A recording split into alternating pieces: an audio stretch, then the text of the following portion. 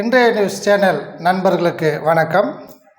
நண்பர்களே, நாம் தொடர்ந்து சீனா நாட்டை பற்றிய பேச வேண்டிய ஒரு கட்டாயம் ஏற்பட்டு வருகிறது. ஏனென்றால் மற்ற நாடுகளெல்லாம் இந்தியாவை பற்றி எதுவும் கூறாமல், இந்தியாவுக்கு எதிராக எதுவும் செய்யாமல் உள்ளன. ஆனால் இந்த சீனா ஒரு நாளைக்கு ஒன்று என்ற விதத்தில் இந்தியாவிற்கு எதிர்ப்பாகவே செய்கைகளையும் சில வார்த்தைகளையும் கூறிக்கொண்டே வருகிறது.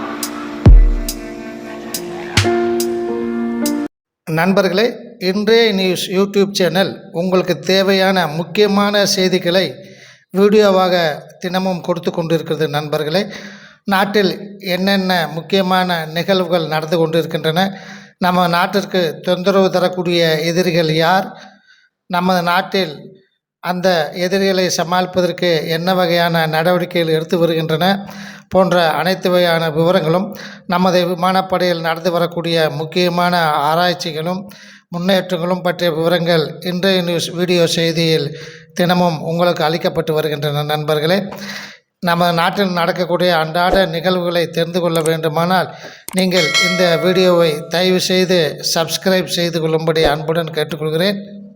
சீனாவை பற்றி நாம் அதிகமாக நமது இன்றைய நியூஸ் வீடியோ சேனலில் நமது நண்பர்களுக்கு எடுத்து கூற வேண்டிய ஒரு கட்டாயம் ஏற்பட்டு வருகிறது. நண்பர்களே, இந்த வாரம் ஞாயிற்றுக்கிழமை என்று நமது அருணாச்சல பிரதேச மாநிலத்தில் உள்ள சில இடங்களின் பெயர்களை, ஏறக்குறைய 30 இடங்களின் பெயர்களை மாற்றி சீனா மொழியில் அந்த இடங்களுக்கு பெயர் மாற்றப்பட்டு அதனை வெளியிட்டுள்ளது சீன அரசு.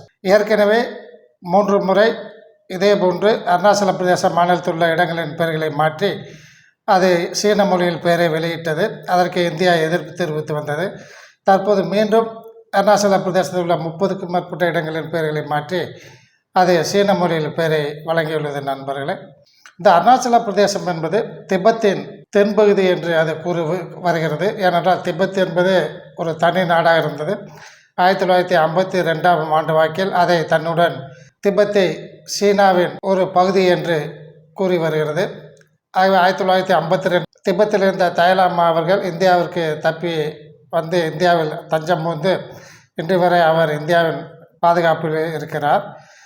ஆகவே இவ்வாறு அருணாச்சல பிரதேசத்தின் ஒரு பகுதியை, ஏனென்றால் திபெத் என்பதே சீனாவை சேர்ந்த ஒரு நாடு அல்ல, சீனாவை தன்னுடன் இணைத்து கொண்டது. அவ்வாறு இருக்கும்போது அருணாச்சல பிரதேசமும் திபெத்தின் ஒரு பகுதி என்று கூறுவது இது எவ்விதத்திலும் ஏற்றுக்கொள்ள முடியாத ஒரு செயல்.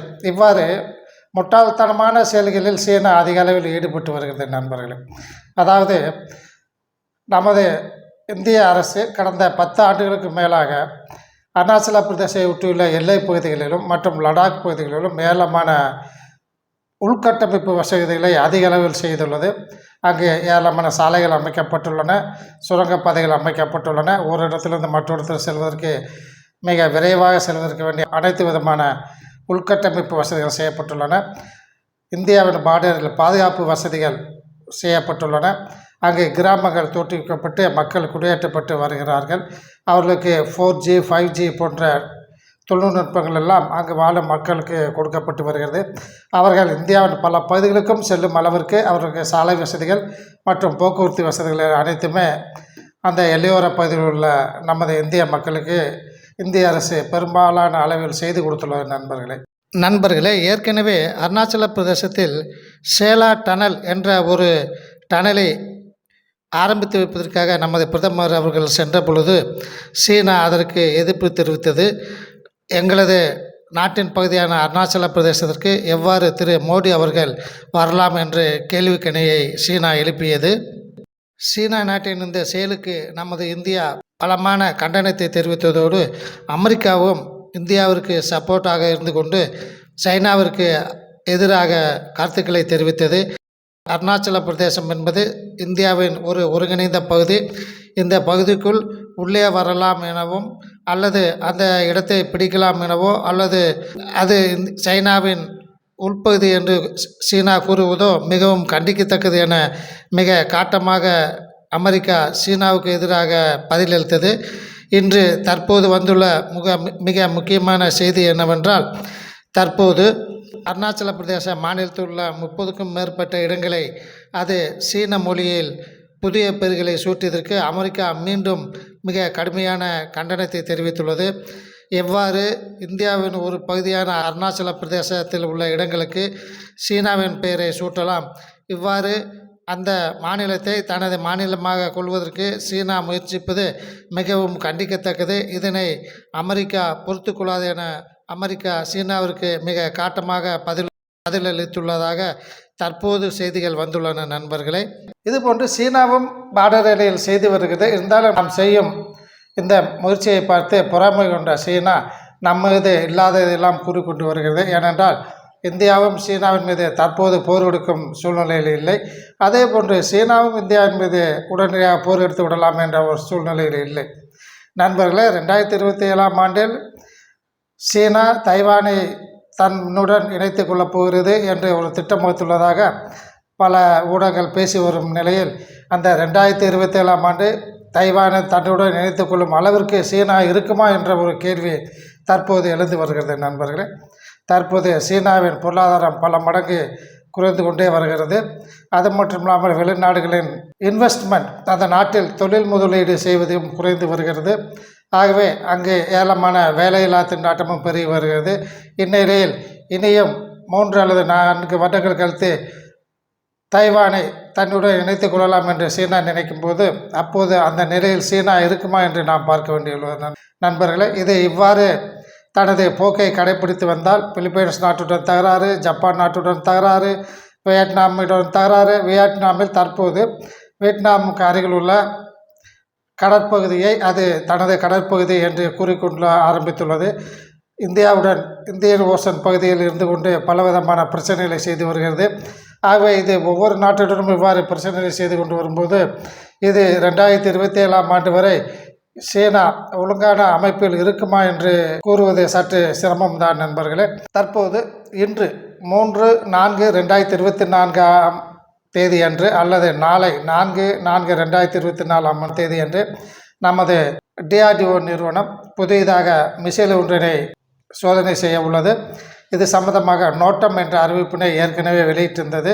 நோட்டம் என்ற அறிவிப்பினை வெளியிட்டவுடன் சீனாவின் 4 ஆராய்ச்சி கப்பல்கள் வந்து நமது இந்திய ஓசன் பகுதியில் நிறுத்தி நமது நடமாட்டத்தை கவனித்து வருகிறது என்பதை நாம் ஏற்கனவே கூறியிருந்தோம். நண்பர்களே, நமது நாட்டில் உள்ள P-8I என்று சொல்லக்கூடிய வெகு தொலைவிற்கு கண்காணிப்பு செய்யக்கூடிய விமானம் தற்போது 4 கப்பல்கள் இந்திய பெருங்கடலில் இருக்கின்றன என்பதனை மிக தெளிவாக எடுத்து அதன் விவரங்களை அனுப்பியுள்ளது.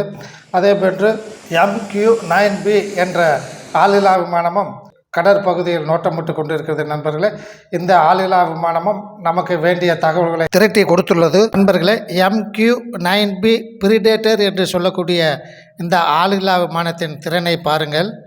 கீழே உள்ள டேங்குகளை மிக குறிபார்த்து துல்லியமாக அளிக்கக்கூடியது.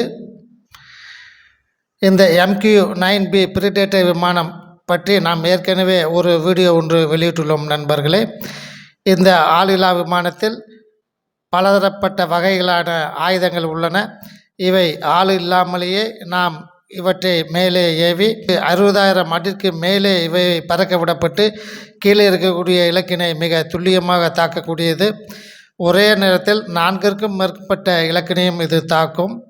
அதே போன்று P-8I என்ற கண்காணிப்பு விமானமும் நீர்மூழ்கி கப்பல் உட்பட அனைத்து வகையான இலக்குகளை உடனடியாக தாக்குவதற்கான பல வகையிலான ஆயுதங்களை கொண்டுள்ளது.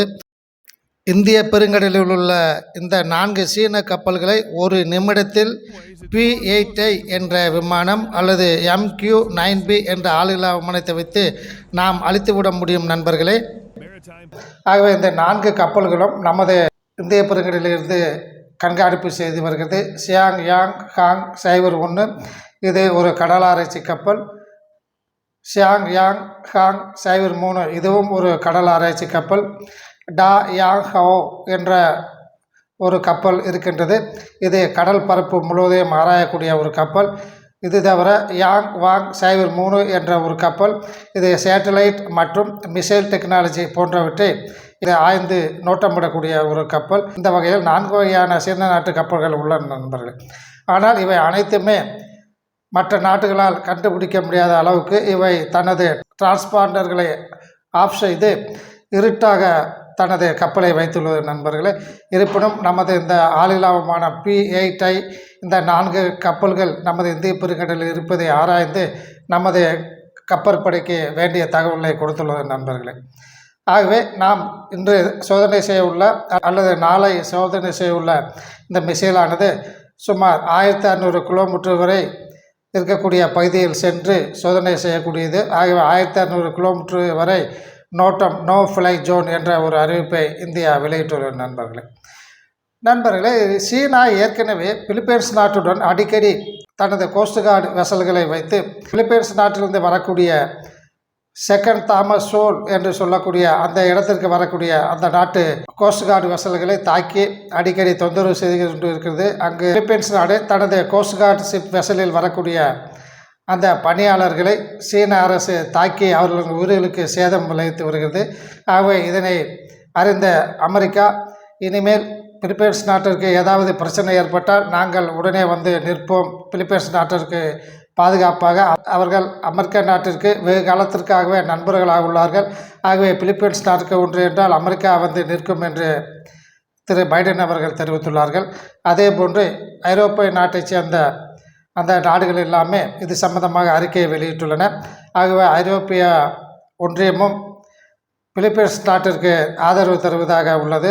பிலிப்பைன்ஸ் நாடு ஒரு ஐரோப்பிய நாடாக இல்லாவிட்டாலும், அது நேட்டோ நாடாக இல்லாவிட்டாலும், அமெரிக்காவின் நண்பன் என்ற முறையில் இந்த ஐரோப்பிய நாடுகள் எல்லாம் பிலிப்பைன்ஸ் நாட்டுக்கு ஆதரவாக சீன நாட்டிற்கு எதிர்ப்பாக தற்போது கருத்துக்களை தெரிவித்து வருகிறது நண்பர்களே. சீனா அமெரிக்காவிற்கு எதிர்ப்பாக உலகத்திலே மிகப்பெரிய விமானம் தாங்கிய கப்பல் ஒன்றினை தற்போது கட்டி வருகிறது. 295 மீட்டர் நீளமுள்ள இந்த கப்பலானது இதுவரை இல்லாத அனைத்து தொழில்நுட்பங்களையும் கொண்டதாக இருக்கும் என்று தெரிகிறது. அமெரிக்கா தனது விமானம் தாங்கிய கப்பல் தான் உலகத்திலேயே மிக பெரியது, மிக சிறந்து என்று கூறிக்கொண்டு வந்தது. அதை தோற்கடிக்கும் வகையில் சீனா தற்போது புதியதாக ஒரு விமானம் தாங்கிய கப்பலை கட்டி வருகிறது நண்பர்களே. ஏராளமான ஆயுதங்களை பெருக்கி வரும் சீனா தனக்கு ஆதரவாக எந்த நாடு இருக்குது என்று பார்த்தோமானால் நிச்சயமாக சீனாவை தாக்கும்போது சீனாவிற்கு ஆதரவாக எந்த நாடும் வருவதற்கு இல்லை என்பதனைத்தான் தற்போதுள்ள சூழ்நிலை காட்டுகிறது நண்பர்களே. ரஷ்யா சீனாவுக்கு ஆதரவாக வருமென்றால் நிச்சயம் வராது. ஏனென்றால் அதன் பொருளாதாரமும் அதனுடைய ஆயுத பலமும் தற்போது குறைந்த நிலையில் உள்ளது.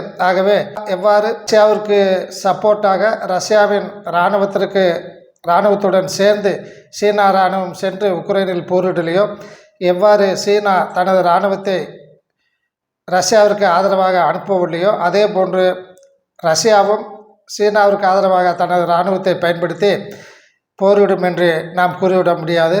அதே போன்று வடகொரியா மற்றும் ஈரான் ஆகிய நாடுகள் ஆயுதங்களை வேண்டுமென்றால் ஓரளவுக்கு அனுப்பலாம் ஒழிய, ஆனால் அந்த ஆயுதங்களும் வந்து சேராத அளவிற்கு இந்த நேட்டோ நாடுகளும் அமெரிக்காவும் அதை செய்துவிடும். ஜப்பான் சைனாவின் பெரிய முக்கியமான ட்ரேட் பார்ட்னர்.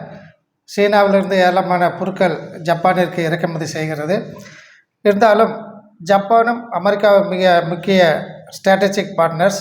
அடுத்த மாதம் ஜப்பானுக்கும் அமெரிக்காவிற்கும் இடையே வாஷிங்டனில் மிகப்பெரிய ஸ்ட்ராட்டஜிக் பார்ட்னர்ஷிப் கூட்டம் ஒன்று நடத்தப்பட உள்ளது. இதில் அமெரிக்காவும் ஜப்பானும் எவ்வாறு ஒன்றிணைந்து பாதுகாப்பு வசதிகளை மேம்படுத்தலாம் என்ற முறையில் இரு நாடுகளும் விவாதிக்க உள்ளன. ஜப்பானும் சீனாவிலிருந்து இறக்குமதி செய்யக்கூடிய பொருட்களின் அளவை குறைப்பதில் அதிக கவனம் செலுத்தி வருகிறது. அந்த நாட்டிலிருந்து இறக்குமதி செய்யக்கூடிய பொருட்களின் அளவை குறைப்பதிலும் அந்த நாட்டை அதிகமாக சார்ந்து இருப்பதை தவிர்க்கவும் ஜப்பான் தற்போது முயன்று வருகிறது. கடந்த 12 ஆண்டுகளுக்கு மேலாக ஜப்பானின் டிஃபென்ஸ் பட்ஜெட் அதிகரித்து கொண்டே வரப்பட்டுள்ளது. இதன் காரணமாக ஜப்பான் தனது இராணுவத்தை பலப்படுத்தவும் சீனாவின் தாக்குதலை சமாளிக்கவும் அது தன்னுடைய இராணுவத்தை பலப்படுத்தி வருகிறது. ஏனென்றால் தென் சீன கடல் பகுதியில் ஜப்பானிற்கும் சீனாவிற்கும் இடையே சில பிரச்சனைகள் உள்ளன. ஆகவே சீனாவை மற்ற நாடுகள் தாக்கும்போது ஜப்பான் சீனாவிற்கு ஆதரவாக செல்லும் என்று கூறிவிட முடியாது. ஏனென்றால் அமெரிக்காவிற்கு ஆதரவாகவே ஜப்பான் செல்ல வேண்டிய கட்டாயம் ஏற்படும். ஏனென்றால் குவாட் அமைப்பில் ஜப்பானும் ஒரு உறுப்பினராக உள்ளது என்பது குறிப்பிடத்தக்கது. சைனாவை எந்த ஒரு கூட்டமைப்பும் தாக்கும்போது சைனாவுக்கு ஆதரவாக இராணுவத்தை அனுப்பக்கூடிய நாடு என்று பார்த்தோம்னால் எதுவும் இல்லை நண்பர்களே.